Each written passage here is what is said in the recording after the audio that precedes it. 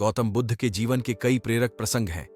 बुद्ध के जीवन का यह छोटा सा प्रसंग हमारे जीवन में एक नया परिवर्तन ला सकता है। छोटी सी कहानी है, अंत तक जरूर पढ़ें और दोस्तों के साथ शेयर जरूर करें। मैं बुद्ध भगवान किसी गांव में उपदेश दे रहे थे कि हर किसी को धरती माता की तरह सहनशील तथा क्षमाशील होना चाहिए।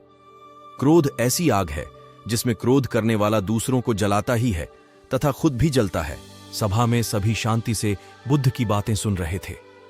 वहीं स्वभाव से अतिक्रोधी एक ऐसा व्यक्ति भी बैठा हुआ था जिसे ये सारी बातें बेतुकी लग रही थीं।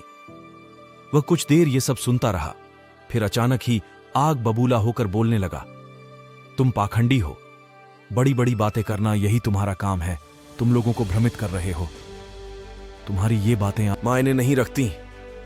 ऐसे कई कटु वचन सुनकर भी बुद्ध शांत रहे। उसकी बातों से ना तो वह दुखी हुए ना ही कोई प्रतिक्रिया की। यह देखकर वह व्यक्ति और भी क्रोधित हो गया और उसने बुद्ध के मुंह पर थूक कर वहां से चला गया।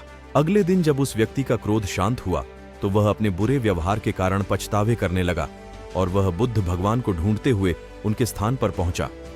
लेकिन बुद्ध नहीं मिले। वह अपने शिष्यों के साथ अन्य गांव के लिए निकल चुके थे।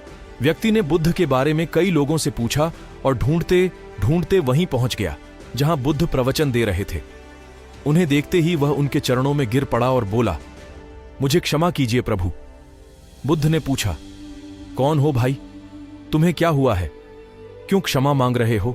उसने कहा, क्या आपने मुझे नहीं पहचाना? मैं वही हूं जिसने कल आपके साथ बहुत बुरा व्यवहार किया था। मैं अपने कृत्य पर शर्मिंदा हूं।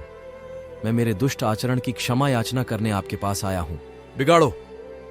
यह सुन उस व्यक्ति का सारा बोझ उतर गया।